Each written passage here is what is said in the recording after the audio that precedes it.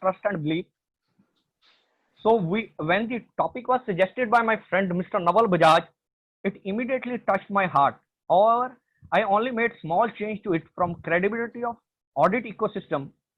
I changed it to credibility of internal audit ecosystem. My basic reason for the change was a lot has been said about the credibility of statutory auditors. Enough attention has been devoted about it. But in my opinion, internal audit credibility has been neglected and a very little attention has been paid towards it by the successive governments, our professional bodies, organizations having internal audit departments, or even internal audit professionals, if I say. Credibility is a critical part of everyday life. All of us like to deal with the people, organizations which is in our opinion are credible.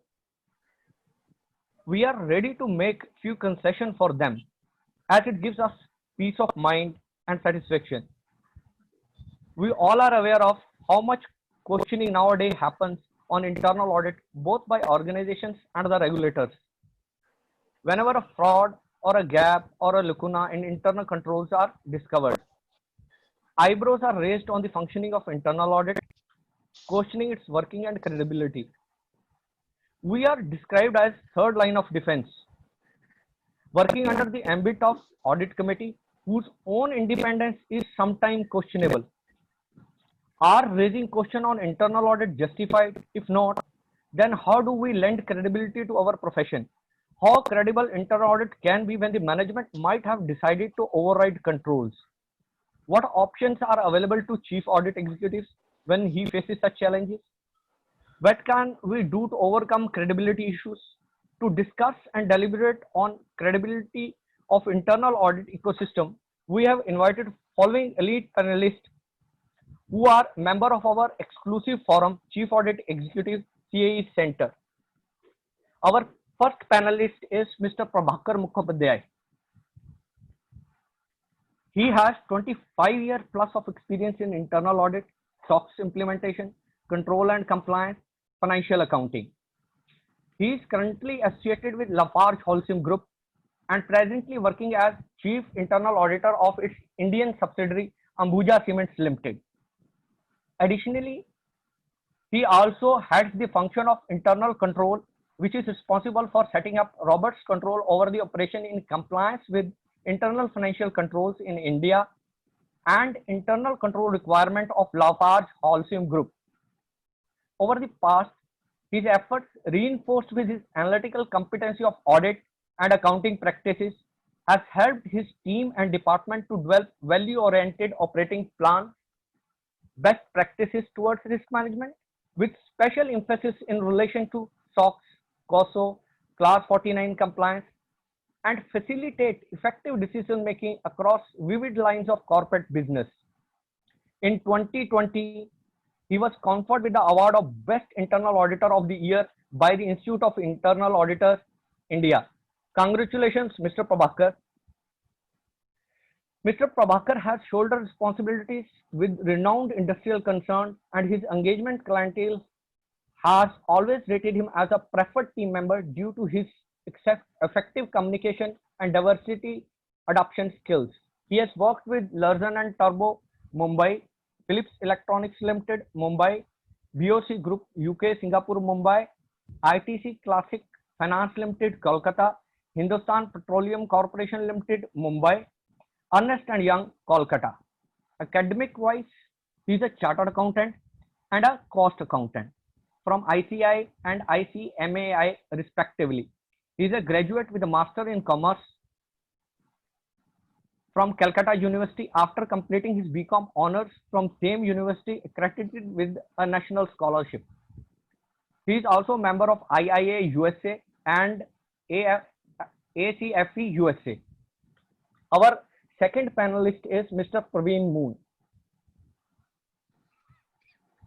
He is currently heading the global internal audit function at Apollo Tyres Group, responsible for multiple operating entities, including 3 listed companies across different business verticals of tires, healthcare, and education. He is also responsible for implementing privacy program across Apollo's Euro 500 million business in Europe pursuant to global data privacy regulations. For the $2.4 billion tire business, he is responsible for internal audit globally, including manufacturing plants in India, Hungary, Netherlands, and sales and distribution offices across 20 countries in Asia, Africa, and Europe. As a member of company's risk management steering committee, he is also responsible for assisting the business in identifying, mitigating, and reporting business risks. He is currently leading the GDPR compliance project. He is also responsible for assurance in group's healthcare business comprising of a super specialty hospital and not-for-profit education trust comprising of 5 schools. Praveen is also member of corporate harassment committee. Praveen leads a team of 10 plus highly performing individuals. Since joining Apollo Tyres in 2012, Praveen has led the transformation from conventional internal audit function into a modern technological and analytical driven and result oriented function. He believes that the internal audit should find right balance between value protection and value enhancement. For the privacy program, he is leading the end-to-end implementation from building capability, ensuring project governance, creating and implementing policy and process, carrying out data privacy impact assessment across the entire data management lifecycle. Prior to joining Apollo Tyres in 2012, Praveen was director with risk advisory services of PricewaterhouseCoopers India. During his tenure of 11 years with PwC, Praveen has successfully managed large and complex and international projects for PwC global and Indian priority clients across many verticals, which consumer, retail, automotive, engineering, media, etc., including projects spanning multiple countries. Praveen was also SME in SOX and champion in Teammate, the audit management tool. Anybody require any assistance, he can get in touch with him. He was also seconded to PwC US firm for a period of 5 months. Praveen has experience on all domains of governance, risk and compliance, with internal audit, fraud prevention, investigation, SOX 404, Class 49, internal financial controls, risk, enterprise risk management, standard operating procedures, delegation of authority, compliance framework and audits, process improvement, IT audit, cost reduction, etc.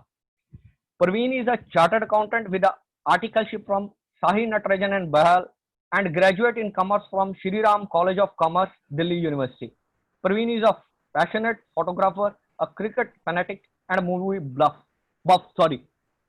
He is married to Minal, a chartered accountant herself, and they have a 13-year-old son. Our third panelist is Mr. Jitendra Khatri, a rank holder chartered accountant, 33rd rank in India, company secretary, certified internal auditor, having 16 years of hands-on experience of internal audit, SOX, SAP, ERM across diversified industries and international geographies. Mr. Jitendra has spent 8.5 years in internal audit leadership role, partnered with management in designing and implementing governance framework and corporate policies. Mr. Jitendra has developed a very strong knowledge of base of SAP, modules, configuration, functionalities, application control, and best practices of SAP with 14.5 years of experience in organization with SAP. Sometime we are going to invite him for giving her some knowledge about SAP also. We'll request him a separate session on it. Jitendra has been heading the internal audit of Volvo Line, international business, Europe, Middle East, Africa, Asia Pacific, India, China and Australia since 2016. Volvo Line brand was established in 1866 and has recorded annual turnover of 2.4 billion in financial year 19 with a market cap of $4 billion. He is also managing SOX program across region. He identified $699,000 cost and revenue leakages 729,000 of financial reporting issues, root cause thereof, and worked with Volvoline management for improving the process to prevent the reoccurrence. Jitendra is leading team of 4 chartered accountants and 1 engineer.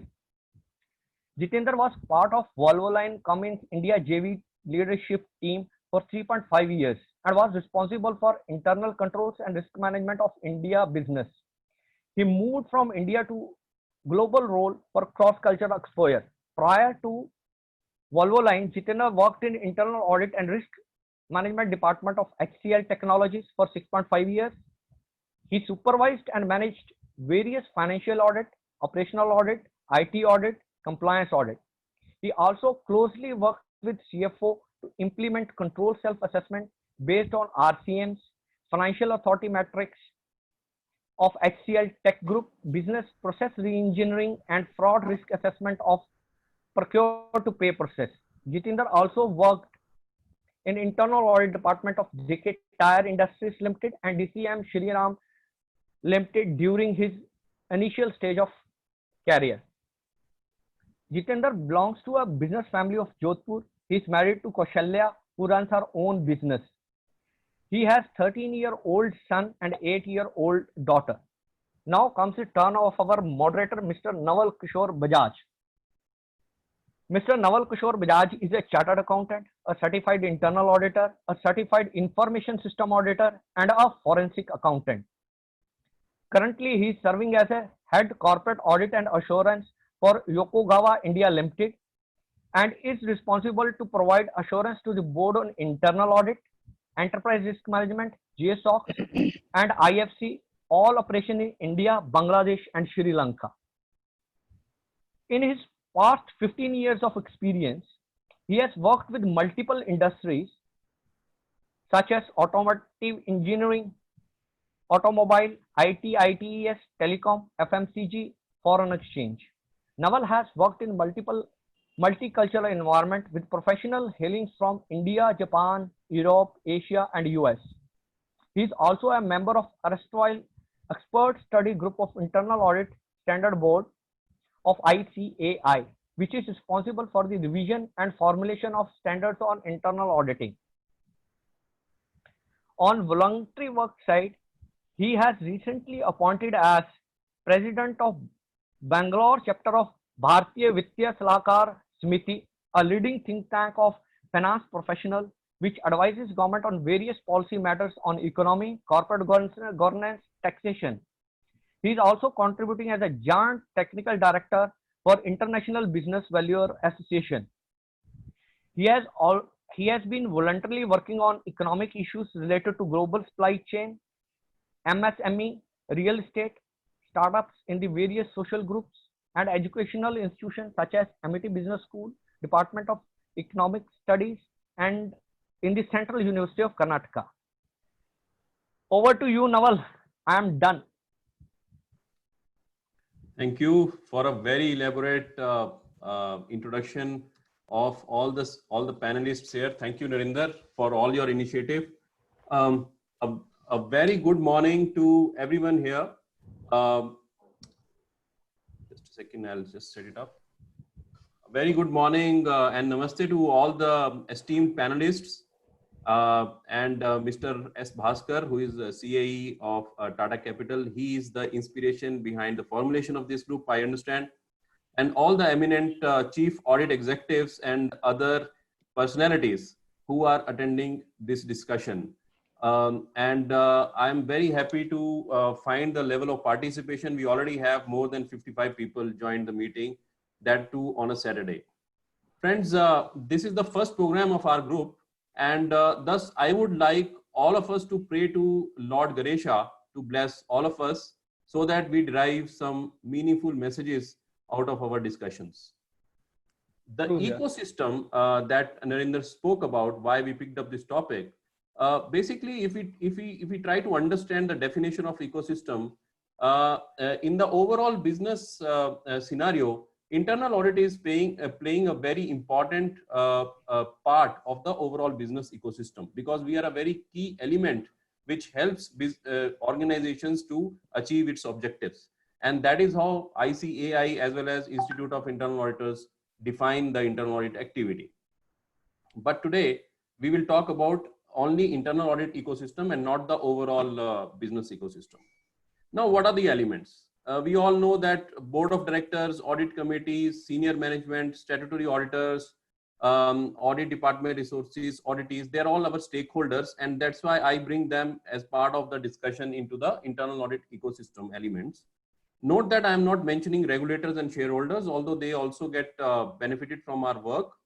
But primarily, they are not directly, our stakeholders.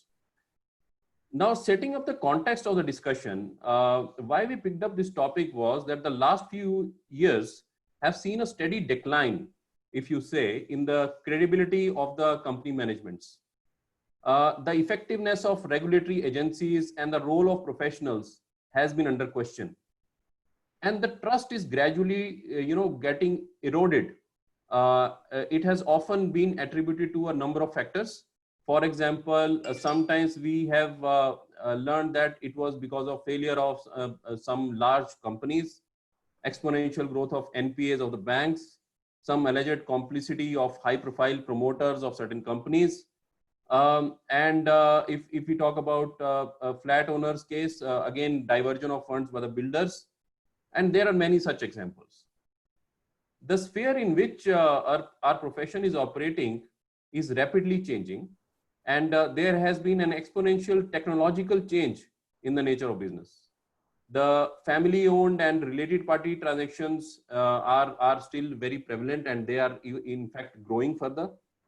And there has not been sufficient transparency regarding these transactions. That is the general feeling between all of our key stakeholders. So, given this context, we would like to have today's discussion. And I'm sure our esteemed panelists are fully capable of, sharing their thoughts and, driving some logical conclusions, which we can take back home after today's discussion. To share the structure of the program, first of all, I will request all of the attendees to be on mute or switch off your videos to manage the bandwidth in a better way so that others don't face any network issues. And secondly, we will start with the panel discussion by each speaker sharing their views with this context for 5 minutes each. And after that, we will have some a moderated panel discussion, which will be moderated by myself. And towards the end of it, we will have an open house where all of the esteemed audience and participants can also ask their questions or put their comments. So let me start with a question.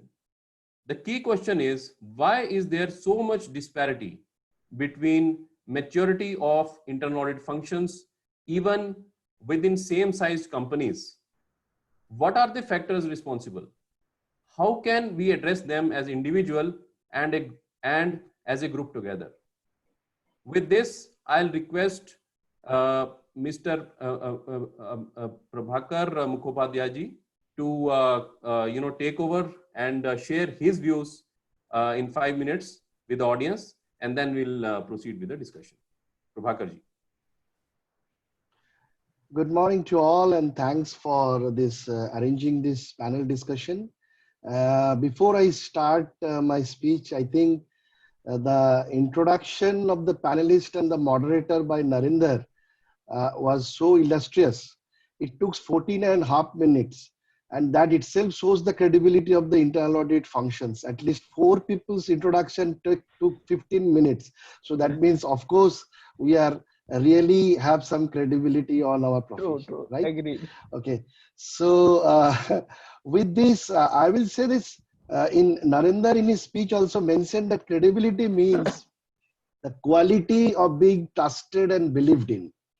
And the internal audit ecosystem, when we are talking about, it's mainly, I will touch upon the entire corporate governance framework, which is the internal audit ecosystems, in my opinion.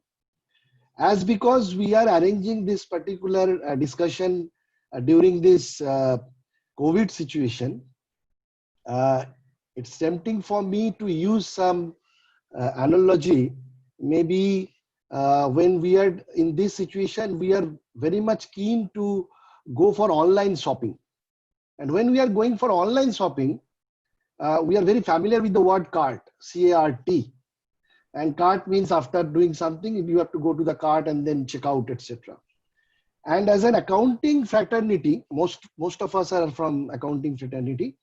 IRR is also one of the very key elements for deciding finally the viability of any project or something. So if I merge these two terms, the IRR and CART, then these 6 letters IRR, CART probably will give us the whole structure of the credibility of the internal audit function, where I stands for integrity, in R stand for reliability, that is through our independence and other things. Second R is how we are regarded in the organizations, the regard to IA. C is the commitment, that also of course through our work, independence and other methods of working. A is how authentic we are in our work and profession. That means again it is coming from the competency. R is reputation and T is trust. So if we are following these 6 letters, that I, R, R, C, A, R, T, then I think we will be covering the entire framework of this corporate governance and credibility of the internal audit ecosystems. Individually, I'm not going into those details of all these 6, because one of the reasons is, of course, 5 minutes time has been allotted, and secondly, already in the down the line when will be the question part will come, then most of this will be touched upon. But integrity and competency, these are IIA standards are there also. But I will just touch upon one of the very key element, that is regards to the IA department and IA function, that basically encapsulate the credibility part in the organization. So this is also 3-dimensional. If I see that regards part to IA, it is 3-dimensional in my opinion. One is from the organizational side. Second is, of course, from the management side. And third is, of course, from the internal audit department side. From the organizational side, normally the tone at the top is crucial. Then the functions independence, whether it is properly ensured or not, that is also very crucial. From the management side, it is internal auditor's responsibility to do their job in such a manner so that the operational management should give the proper priority to the recommendations and the work of the internal audit department. And finally, it's to us that our competency, our guts to speak up, and of course, the risk-based assessment from the beginning to the end of our entire review process is the key element of this entire credibility system. To sum up what I told so far is that the credibility of the profession is, in my opinion, is the combination of the individuals who are involved in this process, the organization culture, and also the statutory framework, as Naval has touched upon, as well as the value demonstrated in the ecosystem in which all these elements are belonging or dwelling. Now, in past or recent past, what Naval was mentioning, that there are events which have occurred, which actually cause such credibility loss, which we cannot be eliminated. But the aim of all of us should be for setting the highest ideal for the pedestal.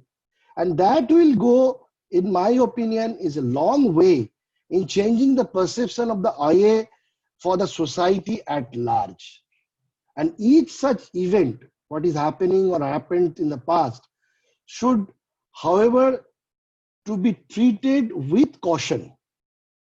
And we have to introspect into different ways to improve this ecosystem towards making it more resilient against the pandemic of this particular credibility loss. At the end, I should complete my first speech in that credibility, you know, is like a currency for internal audit. So when we are having it, the function is solvent, and without the credibility, we are totally insolvent.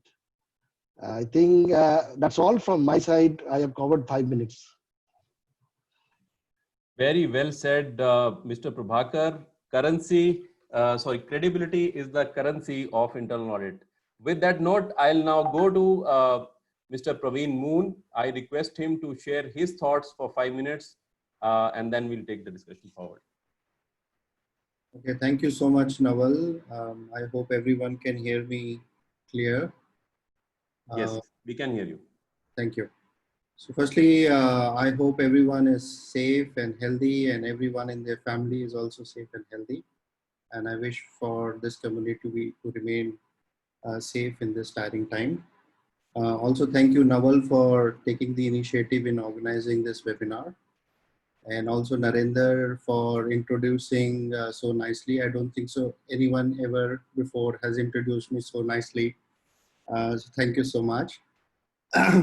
So Naval, the question that you put up as an initial thought was, why is internal audit maturity so different in different companies? And even if you compare same size companies, the internal audit maturity is different. I think we look at internal audit maturity with a very wrong prism in mind, and many of these prism has been developed by Big Four. And I come from Big Four, and I have no realm in criticizing some of these models. I don't think so. IA maturity can be looked at only from a prism of where does internal audit stands within the organization, or what kind of work it does for the organization. I think we also need to look at it is what is the organization maturity. So internal audit maturity also goes with what is organization's maturity. And when you look at all these models which has been developed by various Big Four, which I think it says 4 or 5 different layers, and I don't remember each one of them, but I think the first one mostly starts with that you are purely an assurance provider. So अरे वो कुछ नहीं, anti energy दिया और कुछ नहीं, but ये तुम्हारा जो खराब हुआ है ये भुट्टे के हिस्से से ही हुआ है, समझ। Can you put someone on mute? Okay. I'll request everyone to be on mute, please, so that the audience is not disturbed. Okay, so I was saying that so the model which are developed by Big Four, it usually says that internal audit usually starts with a transaction audit, and then it becomes an assurance provider, and then things like that, and then you become like a consultant, like you are a trusted advisor. So that's the highest model that it is. I think it also goes with what is organization's requirements and need. Maybe the organization needs more transaction kind of audit work, and because they have that kind of need and they have more control failures at operating level, whereas a similar size company in the same industry would have very good ERP systems, very good controls, and therefore IA performs a 2-level step above approach. Just to give an example, I have done benchmarking of my function with another company of similar nature. We are almost of similar size. The global presence could be a little different, but the size of the department is in the ratio of 1:2.5. So I'm not naming, but just say one is 1, the other one is 2.5 times. And when you compare, is that the other company is doing more works at go downs and warehouse and more work relating to stocks, etc. And that is the need for the organization, and therefore they need more manpower. Whereas the other company has moved away from it, and it feels that basic controls are in place and audit should play a different role. And therefore you may say that in terms of maturity, we have moved higher, but we were able to move higher only because the organization maturity moved higher, right? And we lived up to that. We lived up to the expectation of management, and we upgraded our skills and moved the ladder along with the organization. So I think, Naval, the good question is to look at how maturity is measured. We look at maturity of internal audit also with the maturity of the organization. Then we can judge whether the internal audit is really right-sided or not. Okay, and that's my view is why we have different maturity levels of same size company within same industry. That's a very interesting point, Praveen, because I think you very rightly pointed out that an auditor, which he himself in his own capacity or his own department cannot be very highly mature if the organization processes and stakeholder expectations are not mature. So maybe we need to look at it differently, and maybe we need to find out a kind of an index which can actually work on both the sides and reflect both of them together. Very interesting thought. So are you finished, or should we move to Mr. Khatri? Now I finished my time, so let's move to Jitendra now. Thank you so much for your initial note. Now I would request Jitendra ji to start his deliberation for 5 minutes, and then after that we'll get into the question and answer mode. Sure. I agree with Prabhakar ji and Praveen, both of them, that maturity has its own definition, and some of the points which I was thinking has already been talked about, but still I would emphasize on a couple of those aspects which have been already talked about. The maturity, as Praveen also mentioned, the maturity of any organization or of any audit department can be seen in the three phase, from reviewer, which is more focused on the compliance, to the thinker, to the value add, and to the influencer, wherein they are playing a business advisory role.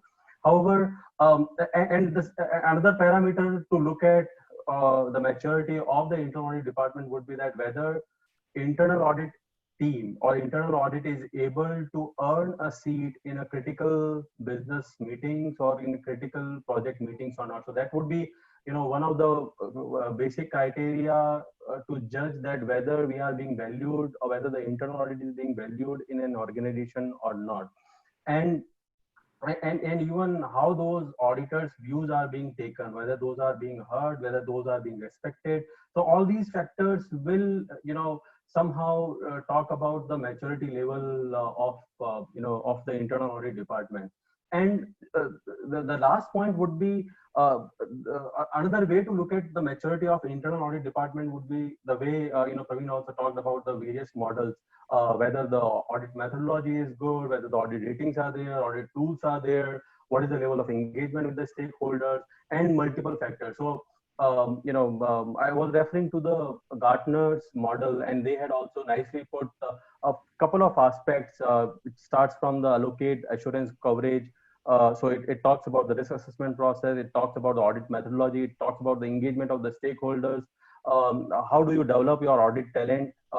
And how do you manage your audit methodology and operations? And then lastly, how do you manage the whole department as such? So there were multiple factors which were there, and I like their, the way they had put in, and it's a two-dimensional thing which is there. One is based on the importance, and second, it is based on the rating on those areas, like how that function is behaving or working on those lines. So I think that's one good model which can be there from the looking at the maturity point of view. However, the maturity is not only dependent upon the size, the nature of organization, whether it is a promoter-driven, listed company, MNC, that will also have its own impact. And to me, the most important aspect is the biases or the past experience of board or audit committee and top management. Like how have they experienced the internal audit in past so many years? That interaction with those audit departments and audit heads would have created or developed those biases, whether the internal audit is good, not good, they are a policeman, and all those kind of things. So there are certain biases which are there, which have been developed in any department, in any organization, and because of those biases, it directly impacts what is the IA budget which you are getting, what is the resources which are getting allocated for the internal audit. So because when you have adequate budget, when you have adequate resources, then only you are able to work on your internal processes, on tools and all those kind of things. And the last point which I believe would be from the maturity perspective would be how motivated and quality of your team is, because at the end of the day, they are on the ground, they are doing the field work. How motivated are they? Are they getting into the details of it? Are they having adequate knowledge of it? All these factors will certainly make a, it will have an impact on whether what is the maturity level of the audit department within. So I would say in nutshell, there are two factors. One is within, from internal audit to the organization. That's one factor. Second factor would be from organization to internal audit. From internal audit to external to the organization would be all the skills which internal audit team and internal audit head has. From the organization to the internal audit team would be what has been their past experiences, what has been their biases which they have developed over a period of time, and what is the business need, as Praveen also mentioned. In case the organization is not having a robust ERP, so they would be focusing more on the transaction control, and they would want that the auditor should be on the feet at any point of time, and they should visit all the warehouse at any given point of time, and all those kind of things would be there. So, and there is nothing right or wrong answer to it. At the end of the day, as an internal auditor, whatever is the requirement of the organization, we need to work towards that. So that, and obviously, we need to have our, understanding, or we need to apply our own judgment that whether what is being said, whatever is being asked to do, whether that is making logical sense or not. So we need to evaluate on that part, and then we need to move ahead to make sure that we are achieving those maturity within the organization. And the second step of this question was like, what can we do to make sure that maturity is developed within the organization? So I would say the first and foremost is quality. If the quality deliverables are there, then certainly it will have a very good impact and very good relationship with our our stakeholders. And the way we do it, 5 Whys for any root cause analysis, we need to have 5 I's in our report. And 5 I's are issues, information, insight, implication, and implementation. So this is what my mantra had been based on past years of experience, based on a lot of inputs from my learned seniors as well, that we need to ensure whenever we are issuing any report, we need to clearly identify the issue. We need to provide adequate information on it. We need to provide insight. In case if we are providing any information which is not insightful to the management, we are not getting respect. We will not be respected. So we need to provide that insight which management does not know already, because many times we are just, we may be talking about the things which are already known. So that insight is very, very critical aspect of our any audit report. These multiple factors can certainly, work on. If we work on these factors, certainly one, the internal audit's maturity and internal audit credibility will certainly improve. So here is my view on that. Over to you, Naya. Jitendra, you very rightly you spoke about the importance of giving quality. But quality, I would go with you for the first question. Quality is a relative term. Unless and until it is defined. For one person, the same audit report can be very, very high quality. The other person can just trash it. In this light, I would like to ask you, and then I'll go to other panelists. Based on your experience and personal opinion, do you think that the current regulatory framework and whatever standards of internal audit are given by ICAI or IIA, are they adequate to enable the standardization of this quality, standardization to ensure the credibility of the function? Because unless and until it is standardized, it may not be possible to give an objective opinion about the quality. So I would like to have your take on that. There may be, I would put it like this. In my view, in general, whether we are having adequate standards, yes, in my opinion, standards are there. So from that perspective, I think we will be there like 80 to 90% we are there. That's from my understanding point of view, right? whether we have all the standards which are required, whether it is by ICAI or whether by IIA, yes, we are. That is certainly there. Now the second question is, are we actually complying to those regulations? Are we actually complying to those standards? Are we, when we are performing our audit methodology, are those audit methodology very consistent? Are we having those steps starting from your opening meeting to your closing meeting or risk assessment, all those steps, whatever is supposed to be done, are we doing that?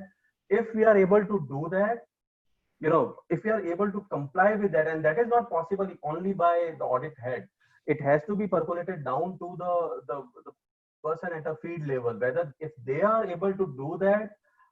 In my view, in general, internal audit has adequate powers, and at least from my personal experience, which I can say, and I would only say one thing. Great powers come with great responsibilities. So we are having adequate powers with us as an internal auditor. However, we need to remain grounded. We need to help management and audit committee in best possible manner. So so that would be my take on standards. Adequate, I would say we are almost there. Compliance, depending upon organization to organization, we may not be complying with the those standards which are there. It may be possible that in one of the project you are doing it and another project you are not doing it. But however, if that is being followed consistently, I'm sure that the quality of deliverable cannot be questioned.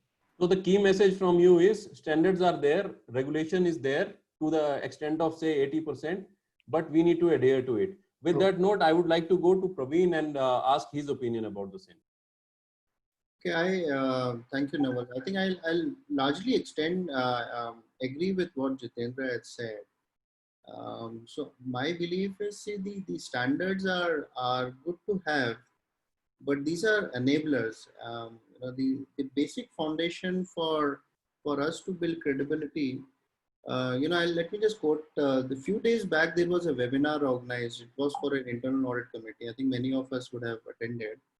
And the managing director of Tata Chemicals was on the panel. And what he said was very, it resonated with me very highly. And what he said is कि नीयत ज़्यादा जरूरी होती है नीति से. So, right. So आप policy तो कितनी मर्जी बना लो, but if you have no intention of doing things right, then the policies will fall on your face, right? So niyat is more important than niti is what he said. And I'm sorry, I'm not able to explain the way he explained in that panel. So standards, the way standards have been defined by IIA and by Institute, these are principle based standards. These are not defining rules for how we need to operate. So even if we have to follow, we have to interpret and follow how we want to follow. So most important is that what is that we want to achieve, is that what is our really intention of what we want to deliver to our organization, to our stakeholders, and what our stakeholders want from us. If those intentions are right, then the standards will just enable us to achieve those intentions, right?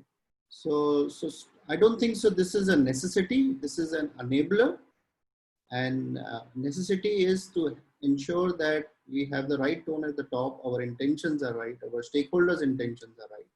And standards helps us to achieve it. Thank you, Praveen. I think you resonated with what Jitendra also said, that in terms of standards and practices, there are enough materials available, but at the same time, we need to have the intention, and not only us, the organization, the stakeholders need to have the intention. But I would like to make the question a little more difficult for Mr. Prabhakar. My question, a little refined to you, is, in case the stakeholders are not having the niyat, as mentioned by Praveen, then what do we do as an internal auditor, and how do we maintain our credibility? Mr. Prabhakar. I could not hear the first portion. Can you just repeat it, please? Okay, so my question was, in case the stakeholders do not have the right niyat, the right intention, as mentioned by Praveen, because we need to have both niyat and niti. But if more than niti, more than policy, we need to have niyat, intention. So with this context, if the stakeholders do not have the niyat, how to still maintain as an individual, what can we do to maintain that credibility of internal audit? And secondly, what expectation or what change we might want to have from the regulator side or from the institute side? Your opinion on that, sir. Okay. Okay, thanks for asking this question. The first part of the question, of course, and the second part of the question, both have a clear-cut relationship. Okay, so in my opinion, I partially disagree with what my previous panelist has told. Some portion I agree, and that is even for the existing people who are in the internal audit and coming to this profession, I will of course say that don't look for only to give a framework which will protect you always from this doing something, but instead of that, even 20 years back, this type of discussion was not even in the board, but that time was also internal audit was doing their function properly and in a more professional manner. So don't worry for that. But for answering your question, first answer to your first question is that it is all depending on my professional, I will say that ethics, professional commitment, that what I want to do as an internal auditor.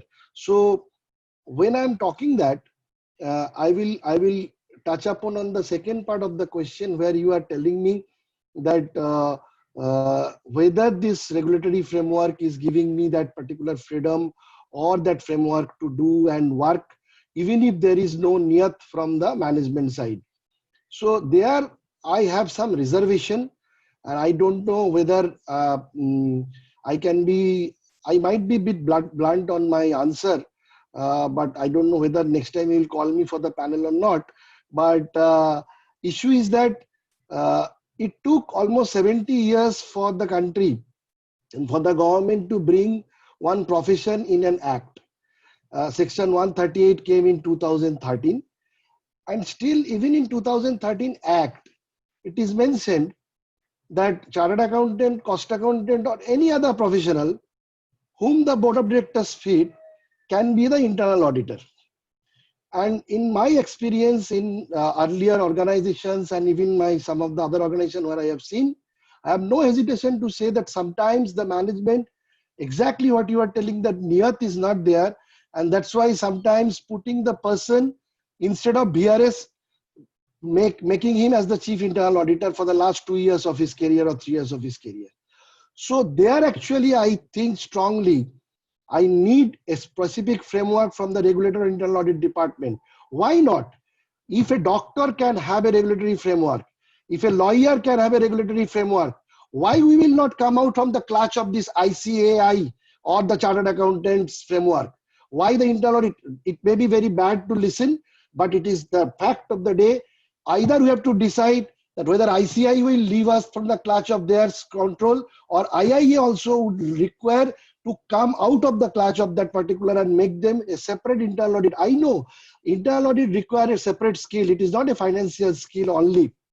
If you allow me that I will speak one point. Suppose internal audit function can be in-house, can be external.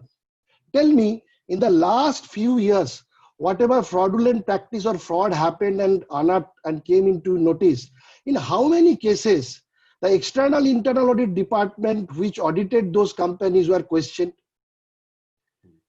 If anybody can give me the statistics, I will be the happiest person.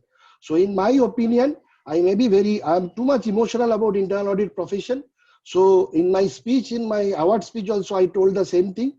I want to listen by a student in the new education policy, which is 9 to 12, now they have made it government. The last day of the schooling, there is no difference between science, arts and commerce. That person will say, yes, Papa, I want to be an internal auditor in this country.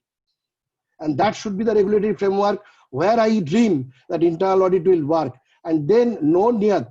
Niti will help us to put that niyat by the management, and we will be working also fearlessly.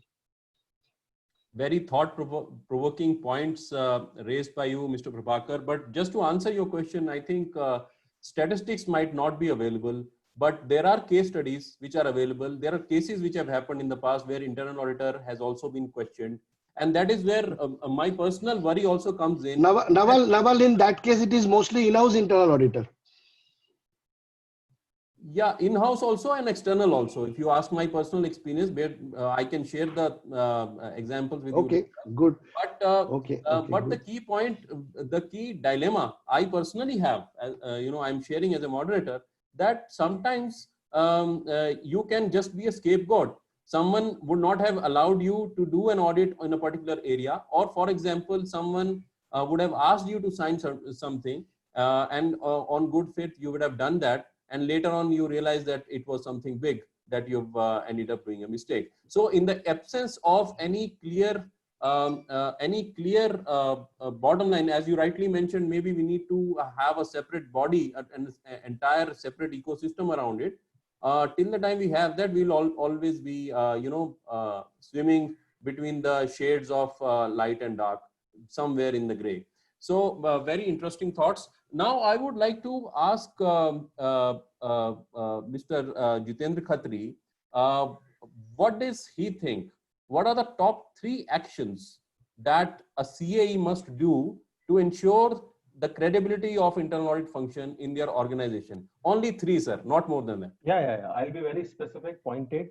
Though Prabhakar ji had, though the Prabhakar ji had talked about the IERR and CAAT, so it will be out of them only, but I'll emphasize on only 3 points which I feel would help organization, would help internal audit. And this is what I'm quoting one example also against each of the aspect which I'm referring to. So first of all would be authentic. If we are thorough in our knowledge, if we are thorough in the process, business understanding, process understanding, certainly, this authenticity would come in our reports. And this should not be only to us, it should be percolated down to the teams as well, so that they should, whenever they are performing any audit, and in the whole list, to being authentic, the most important aspect is doing a fact validation with the process owner. That's a very key thing to perform in our audit step. In case that auditors are performing or having those fact validations meeting with the process owners, so that our facts are at least correct. We may differ in the opinion. It may be we may agree to disagree on certain aspects. However, the facts should not be challenged at any given point of time. So we need to agree upon on the facts, and once that fact validation has been done, then at least we are authentic on what we are saying. So that would be the point number 1. Point number 2 would be, as I learned from Quresh, we need to be a role model and process champion of ethics and compliance. So that's one lesson which I learned from him when I was working under him. And we should not only be a process champion and role model of ethics and compliance, we should be seen also by us, by others, that we are being we are talking about the process, we are talking about the compliance, we are talking about the ethics at every stage. And it is not only us, it is also our team who has to be there. And I'll quote one of the, again, my learning from VGVS Sharma while I was working with HCL Technologies. And the one line was, auditor has to be whitest of white. So there should not be an iota of question on the personality or the behavior of any auditor. So I would say that would be the second, be a role model and of process champion and ethics and compliance. And third and last one will be open in your communication and set ground rules very clearly. In all our opening meetings, so whenever we perform any of the audit, in all our opening meeting, we expressly mention to all the process owners there that the report will be discussed at the local entity level first, and after due discussion only, we will be moving into the next level. Providing that kind of comfort, providing that kind of open communication certainly builds up our credibility, and they are more open to have those discussions. And at the last, I'll just quote, one of the recent feedback which we received. We issued our Serbia audit report. We performed a local business activities audit of Serbia as a country as a whole. So I'll quote, Jitendra, please accept my personal compliment for professionalism and human touch of your team, rigorous and empathic at the same time. This pack will help the group journey in the right direction. So this is the quote from when I issued a report. This was the response which I received. So from that perspective, I think by following these factors, I believe that we would be in a better position to build credibility of the internal audit function. Thank you. Thank you, Jitendra. Now I would like to go to Mr. Praveen Moon and ask him about, just taking the lead from what Jitendra said. So how to make sure that the auditor army, which is on the ground, it doesn't miss any important red flags. Mr. Moon. Okay, I think that's a very operational question. I think all of us in this forum would be quite aware. But I think one thing that I do, or I encourage my second layer of command to do, is to be in constant touch with the team. Have that communication with them, have a constant review with them. The peculiarity of our profession is that most of the auditors, the people who perform the auditors, are usually very youngsters below the age of 30. Less than 5 years of experience. Most of the time, there may be different scenarios as well. And therefore, we need to supplement them with the experience that we have on the top. So my managers, senior managers, and myself needs to complement them with the experience and understanding that we have. So I think the only thing that I have done over the past several years is that I'm constantly in touch with them, or I encourage my second layer to be constantly in touch with them, do a regular review, continue to guide them in the right direction. And that keeps them motivating, that gives them the right sense of direction, and gives them a feedback whether what they are doing is right or not, and helps them to do a course correction at the right moment of time. And I also like to end by saying that I was really inspired by by Mr. Prabhakar, how emotional he got about the profession. I was really inspired by them. So kudos to you, sir. Thumbs up, thumbs up. Yes. So, but I would just ask some additional, question on what you said, Praveen. So, my question is, what is that extent? What is the right balance? How many reviews you can do as a chief audit executive? See, I know you would have managers in your team who would be doing the reviews, but how you get comfortable about it, especially given a recent NFRA case, although it's not related to internal audit, but where even the person who was doing just a quality review within that auditing firm has also been penalized. So if the regulators have started thinking in that line, and maybe we have something of that sort coming soon for internal auditors, how as CAE, what is that level of extent that you would like to go into a particular audit report or a particular audit assignment? Okay, I think again, this goes by the experience that you have. And I think over a period of time, I have developed that sense when I can sense when I need to go into detail and when I do not need to go into detail. Most of the time, I do not need to go into detail because there is a second layer who will take care of it.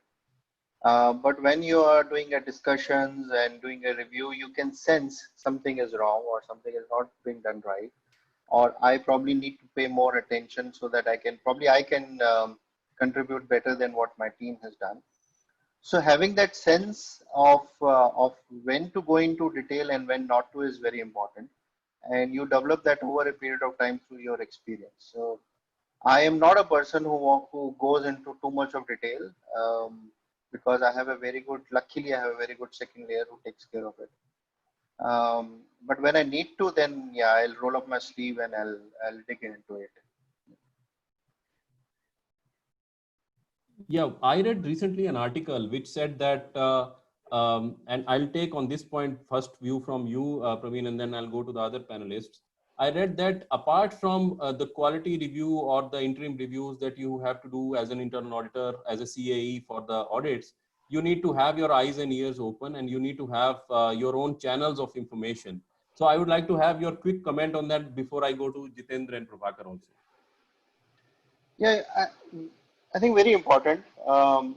This is something that Jitendra also mentioned. I think as a CAE, our job as we go up and we become more experienced, our job become less technical and more non-technical. I would say it becomes more of You need to have more softer skills than technical skills to really survive at any leadership position, you know. So there are a lot of things that you need to do at front of the stage, and you have to do a lot of things at the back of the stage. You know, that's the job of a leader. So it's like a director of the movie. You know, you have to play both the roles.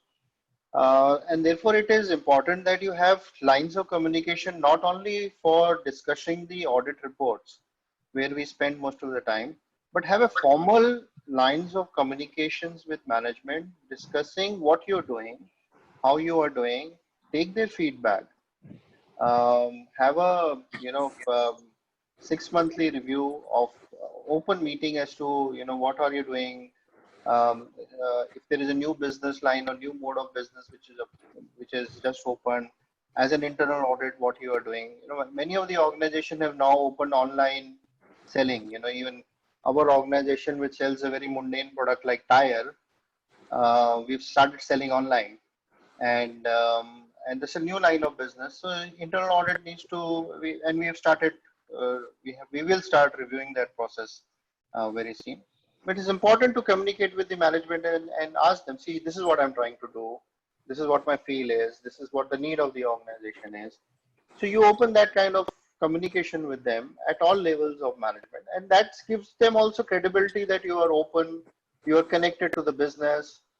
You're not repeating what you've done in the past. You're willing to try new things. You're willing to take risks. So having that formal non-audit discussion with your stakeholder is very important. That is a very interesting idea, Praveen, about having a 6-monthly open and a formal kind of a discussion. Thank you very much for your suggestion. I would like now go to Mr. Prabhakar on the same point. What is his view on that?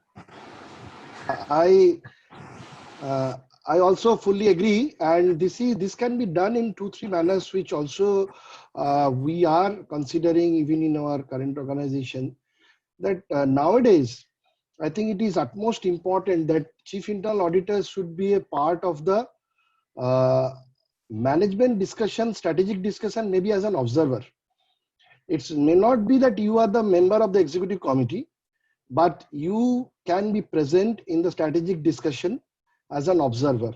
That will give you a lot of insights about the business and about the process changes, etc., well in advance, so that you can strategize that ultimately when you will do this risk assessment before the planning process, or even if it is already planned, then when your team is going to the field at the time of a pre-brief meeting, maybe you can give some of these inputs to your project head, that boss, see, these are the things where broadly there are certain things which otherwise what will happen.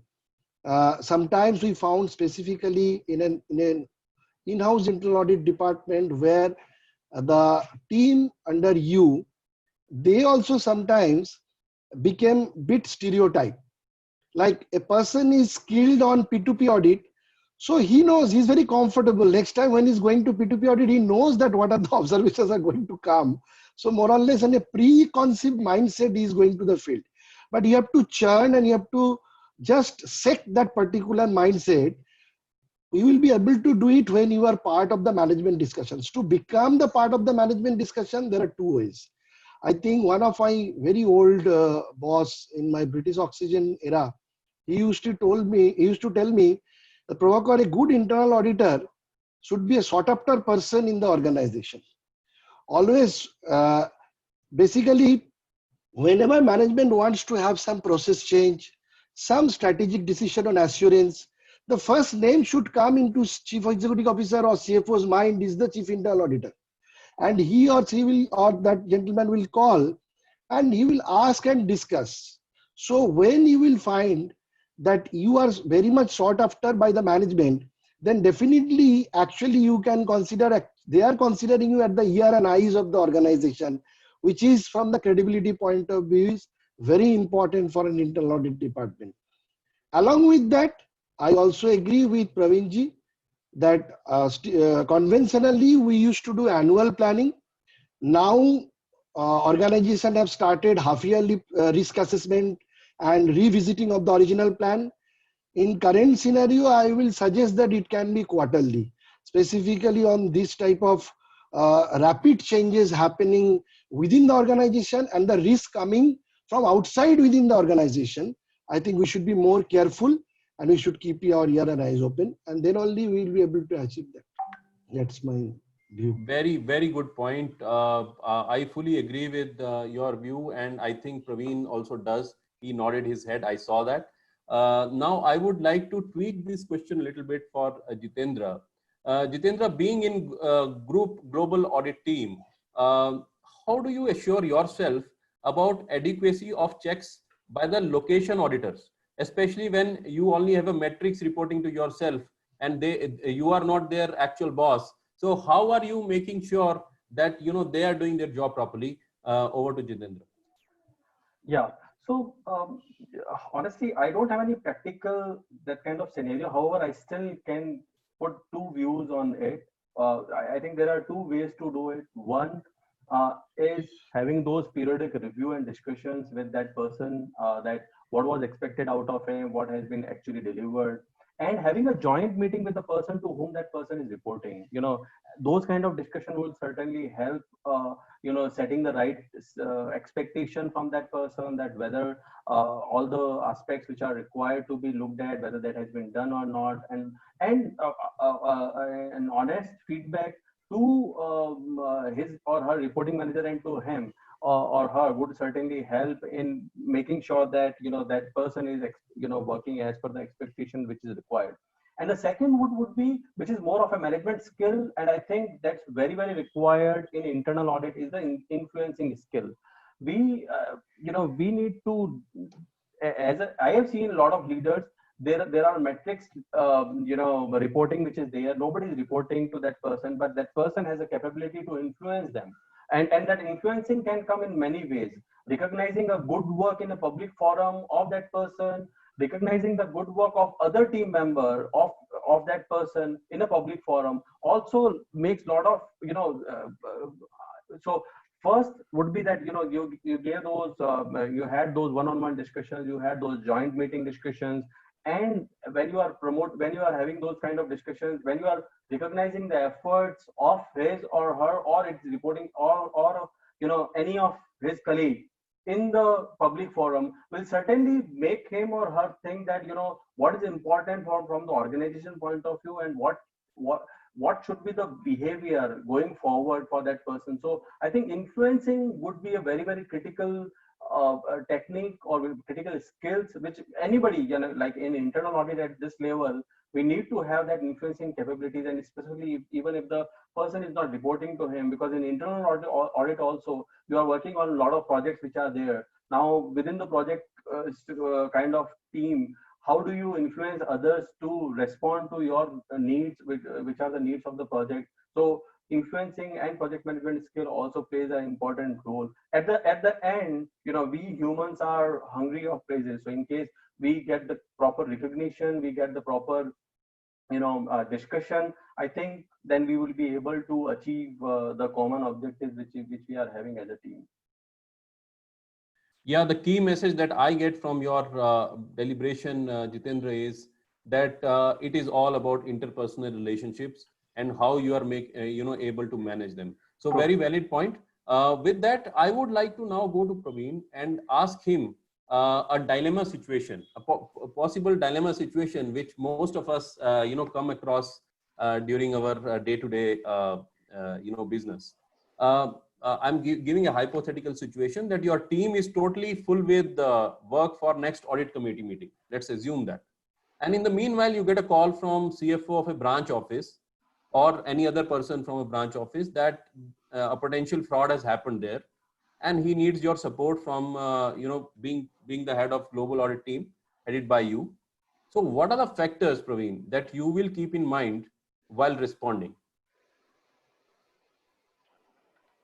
Okay. So I think I will look at the situation very dispassionately, not considering whether I have an audit committee tomorrow or on Monday or next week, because the fraud situation requires immediate attention. So for me, having the audit committee and whole team busy in the audit committee would not be a factor at all. I will ensure that I understand the situation completely. Do the due diligence that you will initially do to ensure that this is actually a fraud case scenario or not, and whether it requires that kind of attention or not. So this is what you will normally do, is that you respond immediately, collect all the fact, and ask for all evidences to be submitted, which makes them believe that this is a fraud. And I will review them. And if it requires me to, and if I have a belief that this is actually a fraud, then I will divert my resources to that situation immediately. And I can always go to the audit committee and explain to them that there was a situation and therefore I am not able to report one audit, two audits, etc. But I will respond to that immediately. So for me, it will not be a factor whether I have an audit committee to present or not. Okay. Thank you for that. Now I would like to have a quick round of answers on a couple of questions. So if we have to just think off the cuff, what are the topics that based on your experience are the items where it is difficult to get inside, but we must put our foot down? What are those 3-4 topics that come to your mind? Starting with Praveen. I think the first one is the cybersecurity. I think most of us are from an accounting background. Even if we have got theoretical knowledge, we have probably, many of us have done CISA. I have not done it, but I have read about it. But we have more and more instances of systems going down, they being brought down, etc., etc. And I recently read a report where there was a forensic audit done on one of the attack, and you can hardly understand that report. It is so technical. 80% of the report, if you read it on your own, you just could not understand it. It's not your domain at all. So what do you do? So I think that's, but still, you need to ask right kind of questions. If you do not understand the report, then admit it that you do not understand and sit down with your cybersecurity officer or CISO or whosoever is responsible and make him understand. He may be many years junior to you, but for that domain, he has much rich experience than you. So yeah, I think that is one domain that I have recently encountered where I have felt really uncomfortable. But I needed to respond because there are certain responsibilities that are going both regulatory and internally, and so you needed to understand that situation. Apart from them, I think many of there are areas of businesses which are difficult to understand. Maybe forex transactions, or treasury operations, for example, which are difficult to understand. There are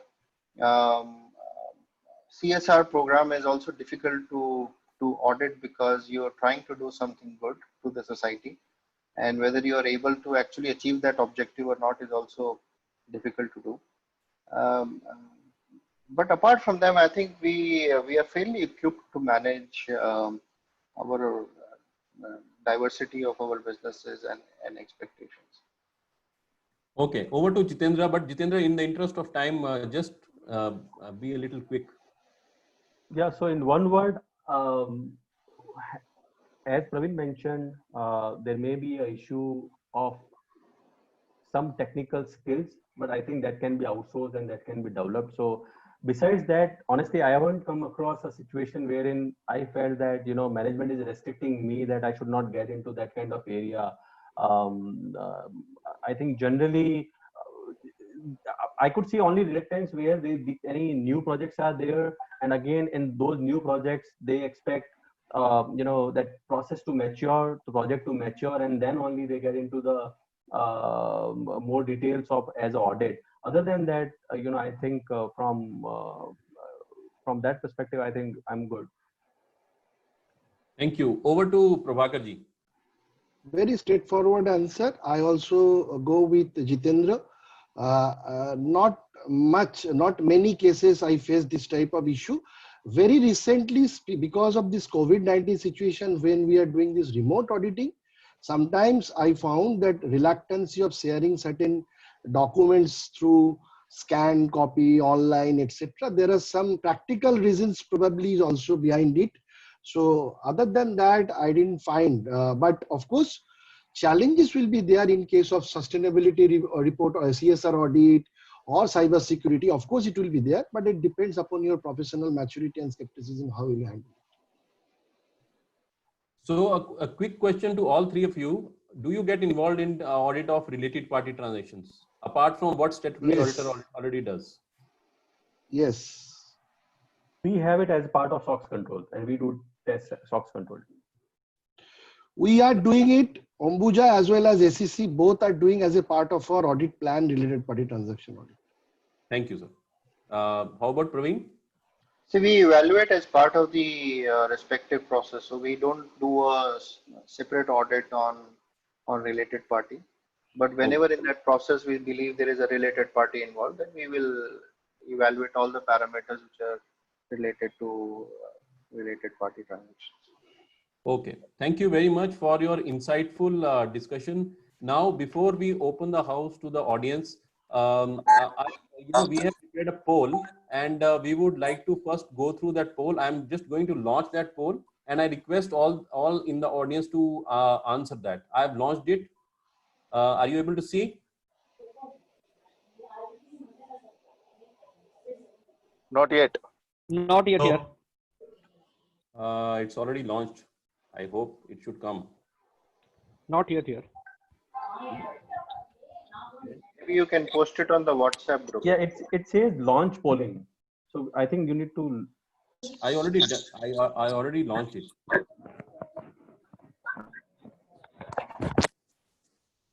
Okay. No? Okay. Let me relaunch it. Okay. Not coming here.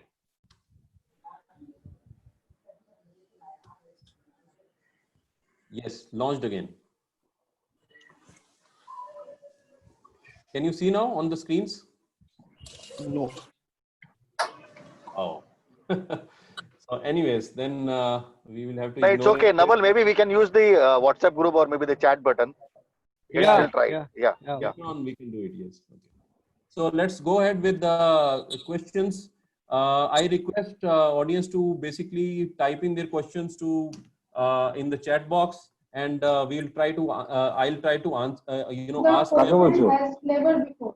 Rishi, we at MHS have always believed in Please honesty mute spending of your. persons. With this in mind, Please mute yourself.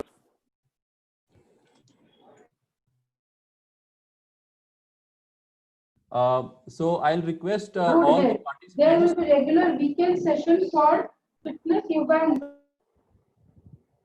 Ma'am, please can you mute yourself? I'll request the audience to ask their questions in the chat box, and I'll answer the panelists based one by one about your questions.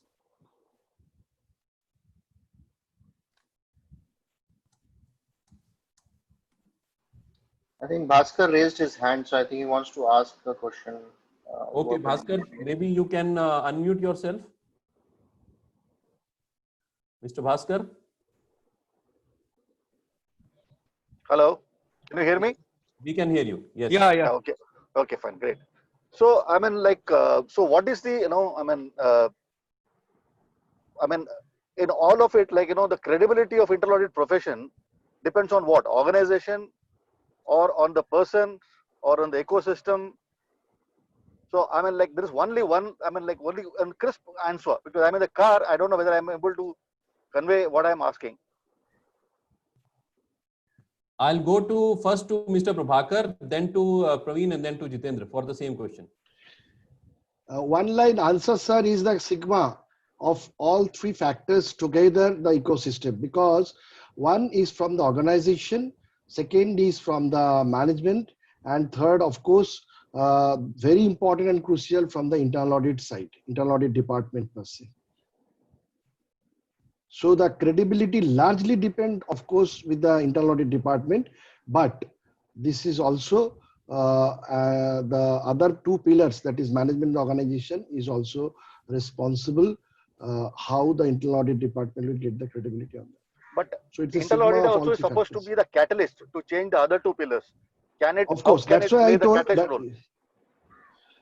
So that what we discussed is that basically through their all the factors what I touched upon in the beginning of my inaugural speech, that by exercising the IRR CART, so integrity, then reliability, then regards, then competency, then commitment, then reputation and trust, by exercising their role. While exercising the role, if they can fulfill all these elements of their requirement, then of course they can be the major catalyst to change for the organization and for the management. Praveen, what is your view? Yeah, I think Bhaskar, you raised a very relevant question. I think all the stakeholders have a role to play in building the credibility. Also, I do not completely agree that the internal audit is the catalyst to bring a change in the other. I think it can be the other way around as well. And if the management do not push internal audit and stakeholder do not push internal audit to give them what is really required for the organization, then also it can become a stagnant situation for internal audit. You know, where they do not develop new skills and bring new ways of thinking which is required within the internal audit function based on how organizations are changing. So I would say there are a lot of things that needs to be done to build credibility, and all stakeholders have a role to play. Hitendra? In simple mathematics, in my view, 60% is our internal, in the sense like internal audit to the external world, and 40% will be the other factors, which is the biases of the top management, biases of what has been the maturity level of the organization itself. But I think major role is of the internal audit as well. That's what I believe. Like out of 60-40 would be the ratio in my view. I also agree. 70-30 or 60-40, something like that. One question is coming in the chat box relating to the outsourcing or co-sourcing models. So the audience are asking basically what is the best model to go.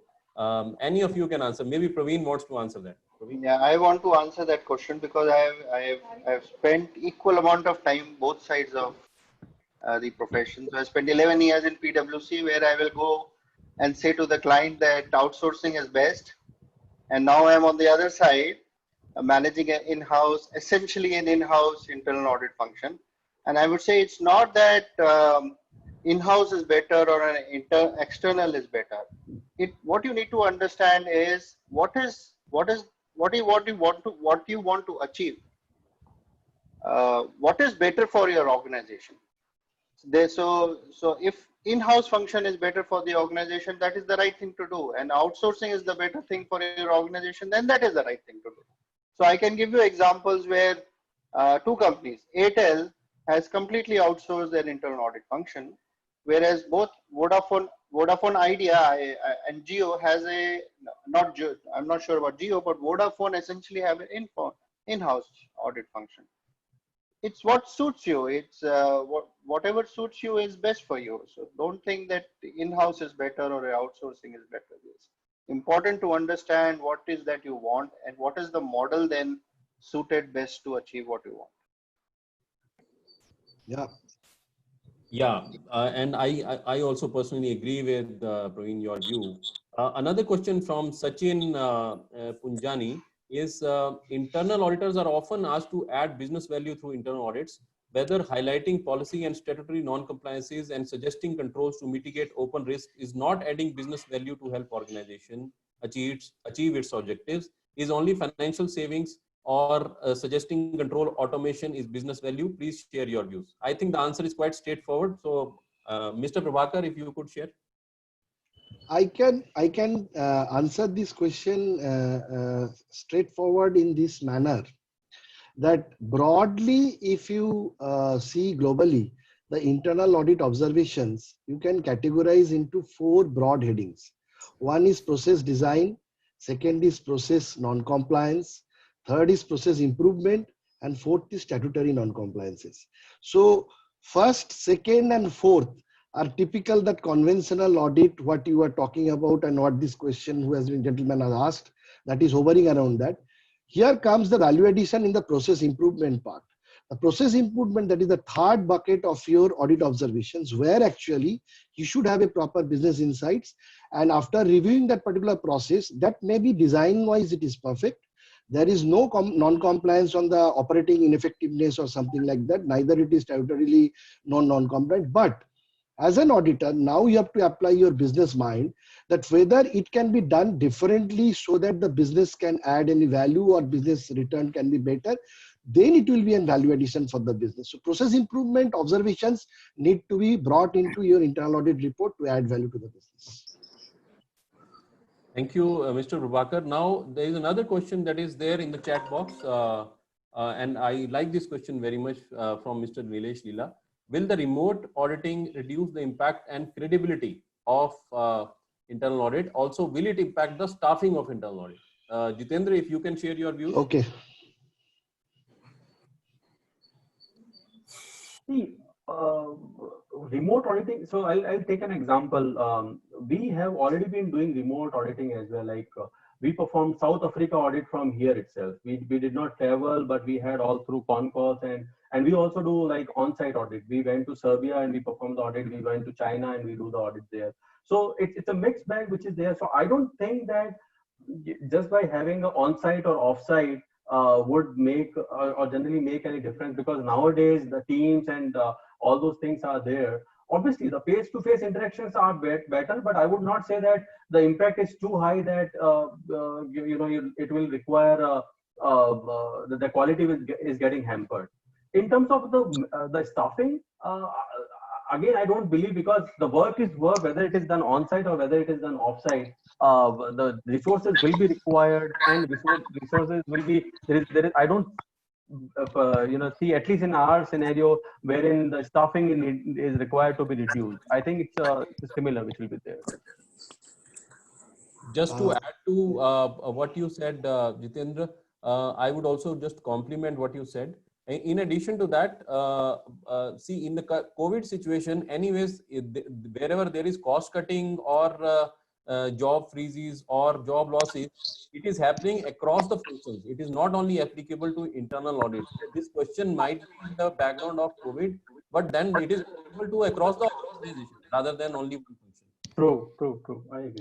I agree. Naval, Govindraju has raised his hand. If you can permit him to ask the question. Okay, Govindraju, can you please ask your question? Yeah. In fact, Naval, I was trying to type the question as well. So thanks for go ahead.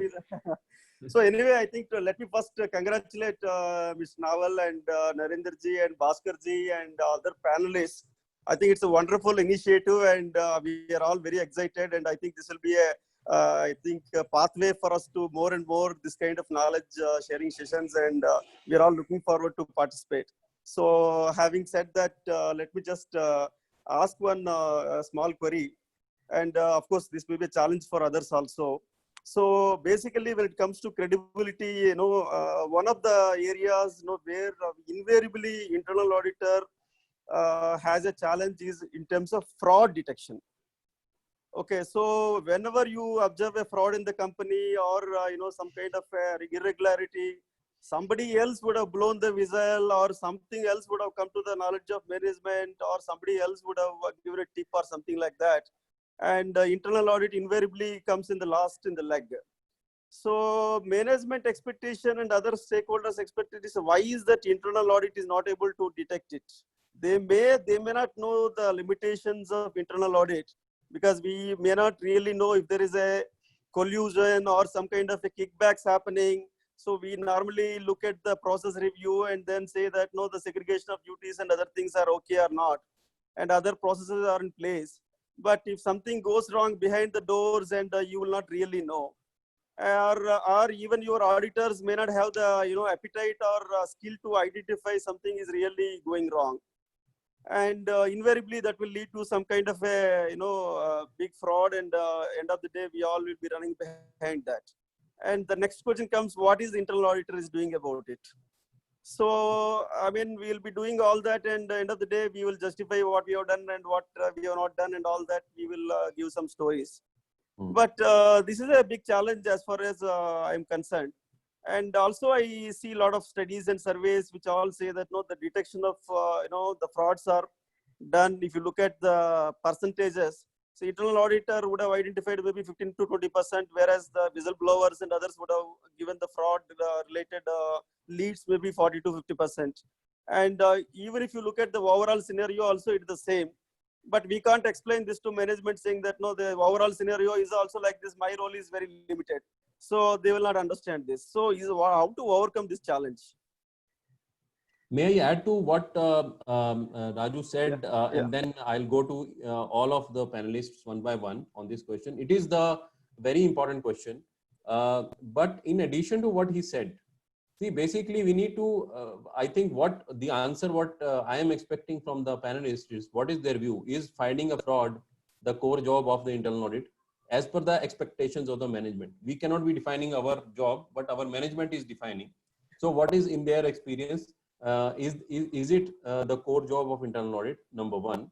And then if it is, then, if we miss it, then how do we cope with it? I think that is what Raju is coming to. So now maybe I'll start with Prabhakar ji and then go to Praveen ji and then Jitendra ji.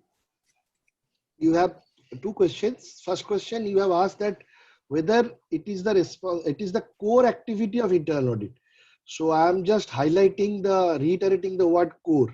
If you ask me, is it the core activity? No, it is not definitely not the core activity to detect fraud by the internal auditor. But of course, internal auditor cannot wash their hands and just say like that, no, our responsibility only to assure the control robustness. I don't know why this fraud happened.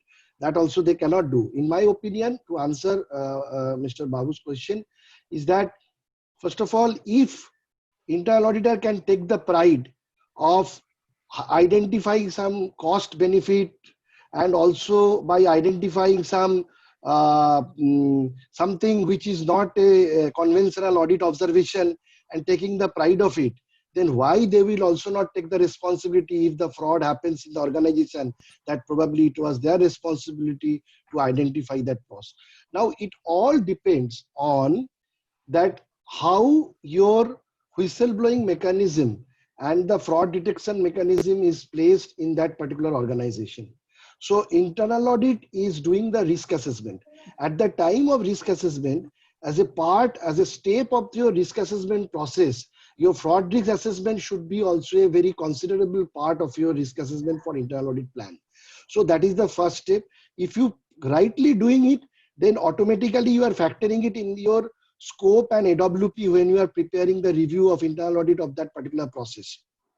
Secondly, if you have a robust whistleblowing mechanism, then through that whistleblowing mechanism, when it is detected, then you have to also find out that how the internal audit is participating in that fact-finding activities or not.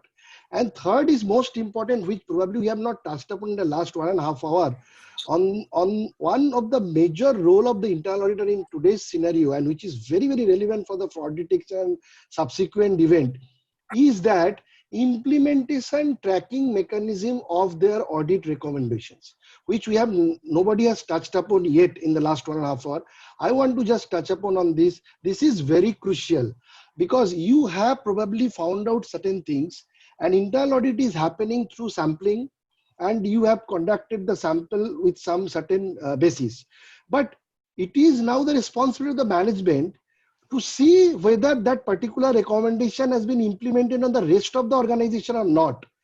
But for that, the internal auditor or the chief audit executive also have a responsibility to help the management to get it done and implemented across the organization so that it will not recur in future. So in my opinion, it may not be definition-wise the core activity, but of course it is one of the major activity, and we cannot wash our hands by saying that no, this is not our responsibility. So that's my take. Yeah, Praveen, if you can share your views.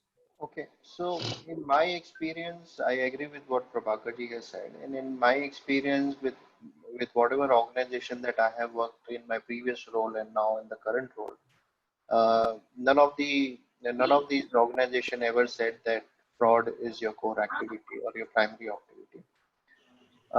They want us to play various role. They want us to do value addition. They want us to cut bureaucracy and simplify processes, procedures.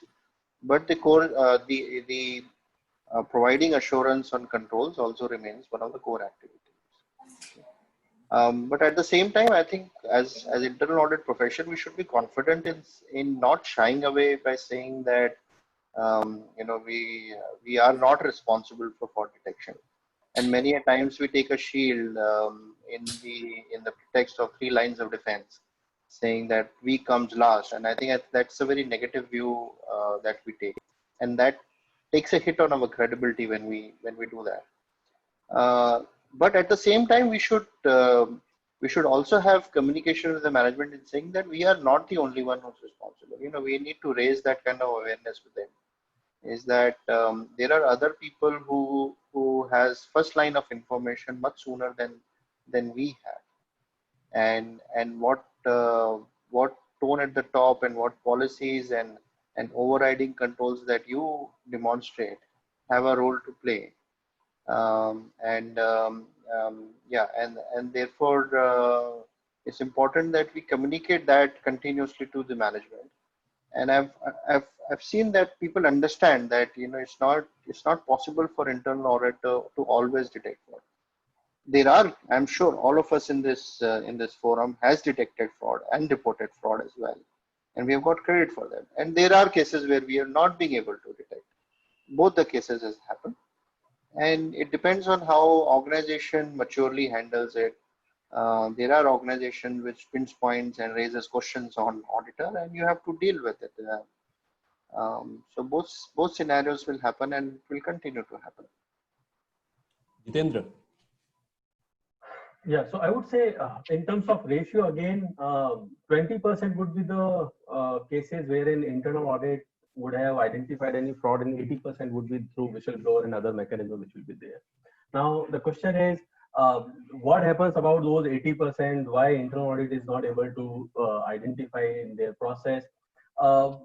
Yes, suppose if a particular area had been audited by us in recent past and the fraud has occurred there, then obviously the onus is certainly on us, and that's required going back to that what have we left out, and all those kind of discussion had to happen with the team as well. So it is not like we we can shy away with that responsibility.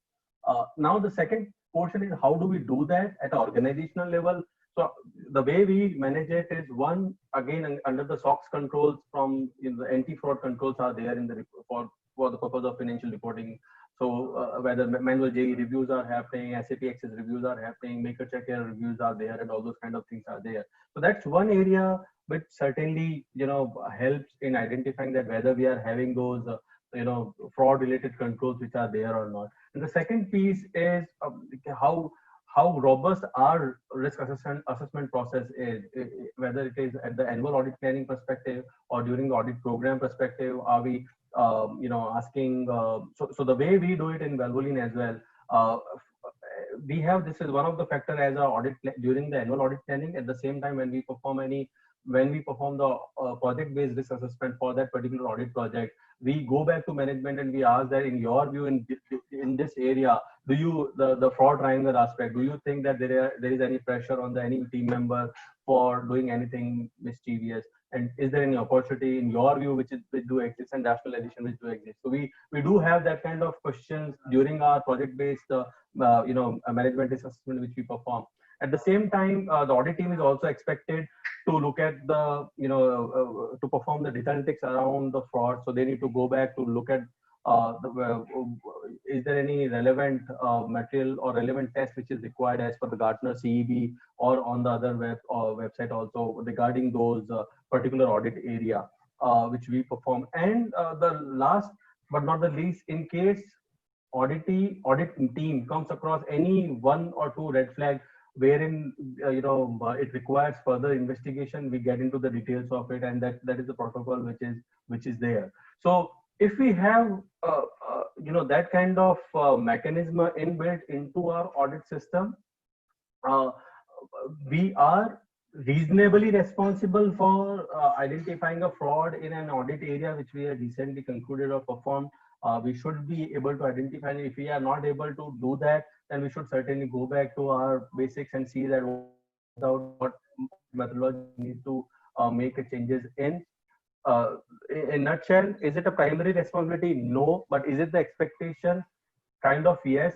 Because we can't just say that we looked at the controls and we don't know how it had happened. Though, as a definition, also internal control has its own inherent limitations like management override, collusion, and all those kind of things there. But again, we need to put our hat off. We need to think through on these aspects as well to make sure that it is not 100% foolproof, but yes, it is to a large extent it is foolproof. Yeah, thank you, Jitendra. And just to if I put it in my words, the views of three of you, we may compare fraud to Corona these days. It will come to everyone. You cannot prevent yourself, but you have to, as internal auditors, we have to increase the immunity of our organization to such a level that we are able to bounce back, and the Corona is not able to impact us to the extent that it can put a dent in your existence or of any big impact. So, and most of the people are asymptomatic. Most of the people are asymptomatic everywhere, Yes, people are asymptomatic. Everyone is asymptomatic. Our duty is to detect those symptoms and prevent it. So increase the testing capacity. Yes. Yeah. True. So with that, I would now basically just try to summarize in very quick way, because we are already late. In a couple of minutes, the key learnings that I have taken. Obviously, I'll not be able to mention everything, and then I'll hand over the baton to Bhaskarji to later on, thank the panel. But just as a summary of it, the most important part to start with, Prabhakarji gave the concept of IRR, CART, integrity, reliability, regard to internal audit, accountability, reputation, and commitment, accountability, reputation, and trust. So this itself is a very comprehensive, analysis. And he said that the credibility of internal auditors is our currency. So very, very thought-provoking idea. Then Praveen also spoke about the importance of organization maturity in addition to the internal audit maturity. So we have to see the things in a wholesome perspective rather than looking only at one particular element of it, because we are part of our overall ecosystem. And then Jitendra spoke about various models, including a reference to the Gartner's model. And also one of the aspect is whether you are able to participate in the key critical meetings of the organization. That will also tell us about the maturity and the credibility of the organization. Last but not the least, towards the end of it, Prabhakarji also gave a very different idea, unique idea, that from a regulation side, we should be considering to have a separate regulation, separate standards for internal auditing, because it is not a typical auditing job. It is different, and definitely we need separate standards and separate regulation for that. I've taken note of it. And he linked it to national education policy. So we need something like that for internal auditors also. Then we also spoke about certain difficult items, like Praveen mentioned about cyber security, forex, treasury, CSR, related party transactions also we spoke about. So overall, it has been a very interesting session, and the conclusion is that there are no shortcut answers, and every organization is different, and each individual chief audit executive has to find out how to carve his way through, especially through the relationships, through the formal and informal channels, but ultimately keeping the overall objective in mind, that we as internal auditors, as Bhakarji mentioned, that he wants the children to ultimately say that we want to become internal auditors of tomorrow. So with that note, I'll request Bhaskar ji to thank the panel and everyone else. Thank you, Naval. Thank you, Prabhakar. Thank you, Jitendra. Thank you, Praveen. Thank you, Narinder, for putting this together. That's most important. And most of it, thank you, the entire group. In fact, we had a record attendance of almost, I think, more than 60. That speaks about the enthusiasm. That speaks about the, the eagerness with which we want to kind of make this as a success. Talking about the topic, the key takeaway, this is only one line. Credibility is the currency for internal audit. That's a kind of liner, single liner. So how do we keep the currency afloat? How do we strengthen the currency? How do we, make the current account strong?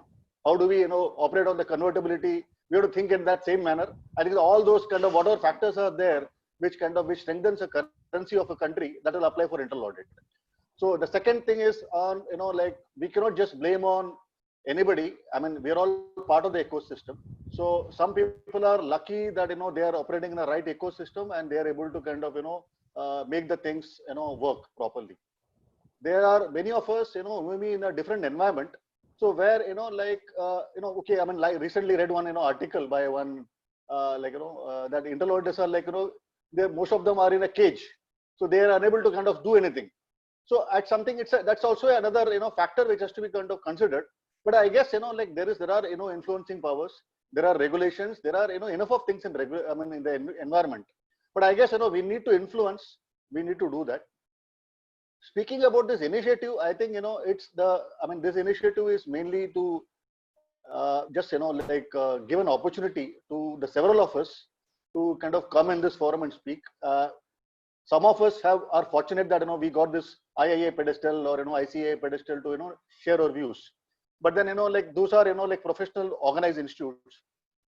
These are completely informal, completely our own things. It's like home or club cricket type, So, the way, I'm not saying that, we're all, you're all actually stars. Everybody goes to club. Everybody has to practice. So I guess, I think this is a good forum and I would encourage each one of us in the group to please, kind of volunteer and let us make this as a success.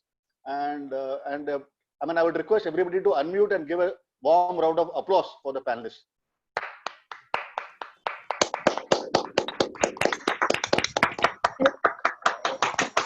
Thank you. Thank you. Thanks a lot, everyone. Thank you. And thanks for your inspiration, Bhaskar ji. Without that, it would not have been possible. And Narinder has been doing it very, very seriously. So thank you, everyone. And Bhaskar ji, I can see Ganesha just behind you, and all the wisdom that you have shared with us is coming directly through him. I can foresee. Okay, good. Okay. Thank you, everyone. Thank you. And have a good weekend. Thank you. Enjoy your day. Thank you. Thank Thank you. Bye. Thank you.